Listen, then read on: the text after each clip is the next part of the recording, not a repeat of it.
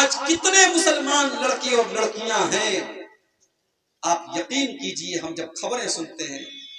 کہ کٹیہار کے اندر ایک مسلمان لڑکی غیر مسلم کے ساتھ تھا، کشن گنج کے اندر ایک مسلمان لڑکی غیر مسلم کے ساتھ فرار ہو گئی، کلکتہ کے اندر، دلی کے اندر، ممبئی کے اندر، پٹنہ کے اندر، بنارس کے اندر جب ہم اس طریقے کی خبریں سنتے ہیں ہمارا خون کھول اٹھتا ہے، ہمارا خون کھول اٹھتا ہے میرے بھائی کہ ایک مسلمان لڑکی،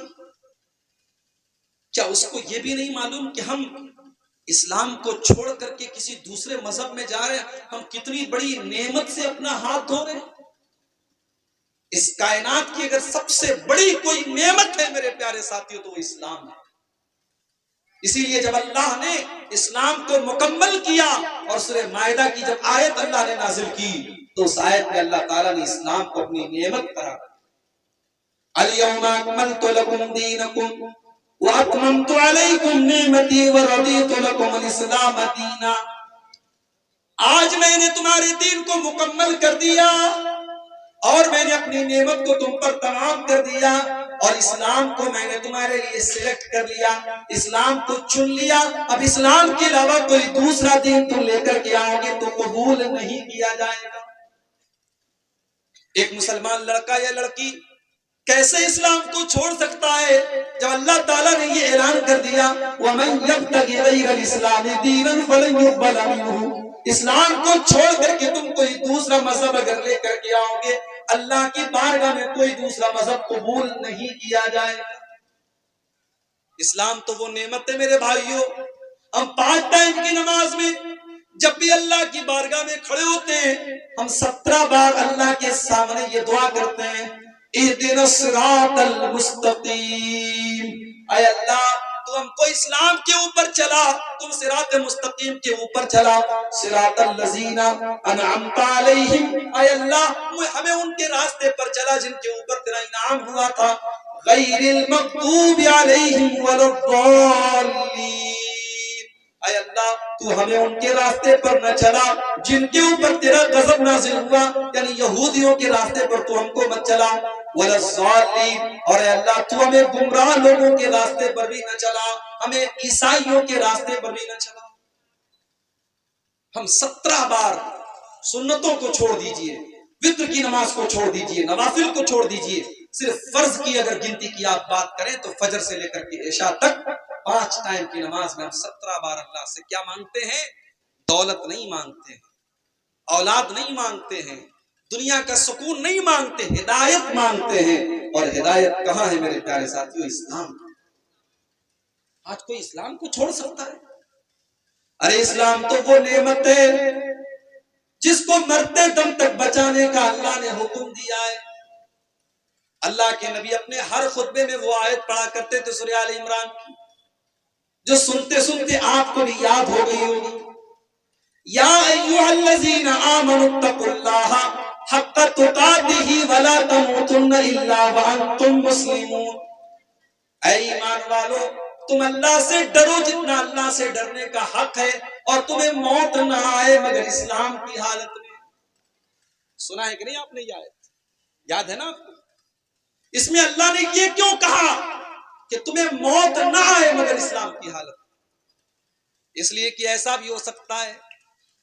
ساری زندگی انسان نماز پڑھتا رہا، ساری زندگی روزہ رکھتا رہا، حج بھی اس نے کر لیا، عمرہ بھی اس نے کر لیا، مرنے کے پہلے اس نے کوئی ایسا کام کر دیا جس کی وجہ سے وہ اسلام سے خارج ہو گیا، وہ کافر ہو گیا، وہ مشرک ہو گیا، وہ مرتد ہو گیا، اور اس کا خاتمہ اسلام کے اوپر نہیں ہو پایا۔ اسی لیے اللہ کے نبی فرماتے ہیں ان الرجل لیعمل بعمل اہل الجنہ،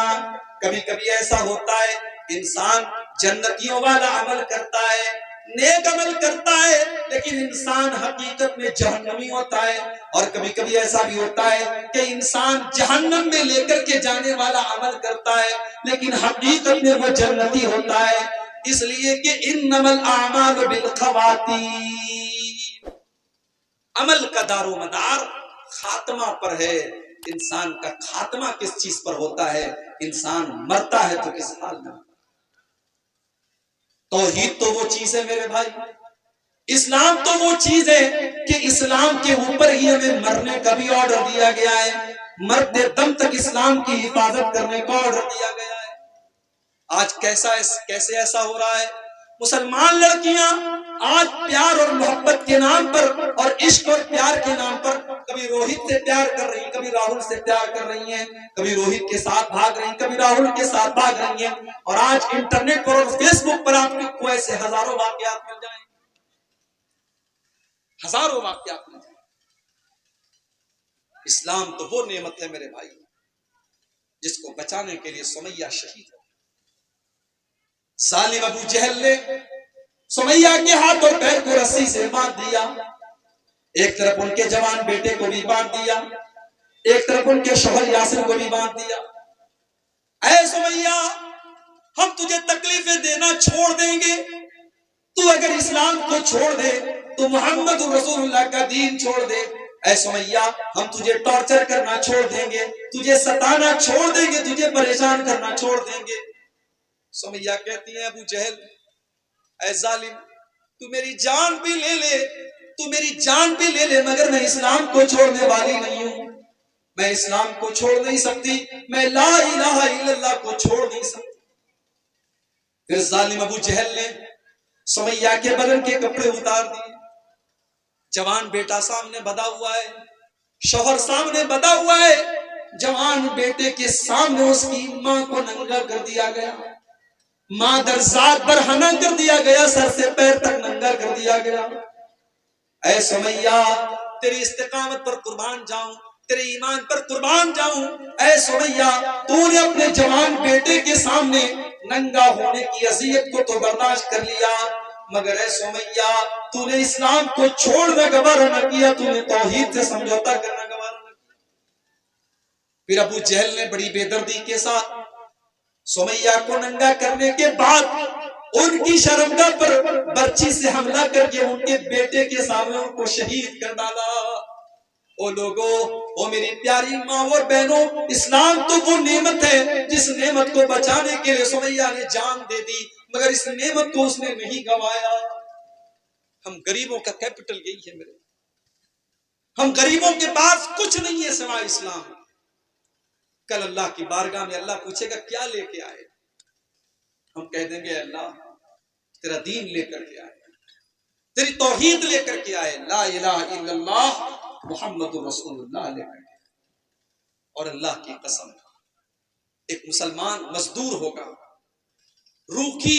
سوکھی روٹی کھانے والا اور معمولی کھانا کھانے والا اور جھوپڑ پٹی میں رہنے والا ہوگا، اور قیامت کے دن جب وہ اللہ کی بارگاہ میں جائے گا اور اللہ پوچھے گا تو کیا لایا ہے، اور بندہ کہے گا رب میں تیری توحید لے کے آیا ہوں، اللہ اسے جنت میں داخل کرے گا۔ اور بڑے بڑے ممبئی کے بڑے بڑے بنگلوں میں رہنے والا اور کروڑوں اور اربوں کا مالک انسان ہوگا اور اللہ کی بارگاہ میں آئے گا اور اللہ پوچھے گا تیرے پاس میری توحید ہے کہ نہیں، تیرے پاس لا الہ الا اللہ ہے کہ نہیں، تیرے پاس اسلام ہے کہ نہیں۔ بندہ کہے گا اے اللہ میرے پاس دولت بہت ہے، میرے پاس سونا چاندی بہت ہے، میرے پاس پراپرٹی بہت ہے۔ اللہ کہے گا سب کچھ ہے تیرے پاس توحید ہے کہ نہیں، تیرے پاس اسلام ہے کہ نہیں۔ اگر بندہ کہے گا اسلام نہیں ہے میرے پاس تو اللہ تعالیٰ ایسے انسان کو جہنم میں داخل کرے گا۔ میرے پیارے ساتھیوں، ہماری سب سے بڑی اگر دولت ہے تو یہی ایمان ہے، یہی اسلام۔ اسی لیے اللہ سے دعا کیا کرو کہ اللہ ہم کو اسلام کے اندر آنے کے بعد اب اسلام سے کبھی نکلنے کی نوبت ہم پر نہ آئے۔ اسی لیے اللہ سے دعا کیا کرو ربنا لا تزغ قلوبنا بعد اذ ہدیتنا، اے ہمارے رب، اے ہمارے پروردگار، جب تو نے ہم کو ہدایت عطا فرما دی تو ہدایت کے قبول کر لینے کے بعد اور اسلام کے اندر آ جانے کے بعد اے اللہ کبھی بھی ہمارے دلوں کے اندر کجی نہ آنے پائے، کبھی بھی ہمارے دلوں کے اندر گمراہی نہ آنے پائے، ہمیں گمراہی سے بچا کر کے رکھنا۔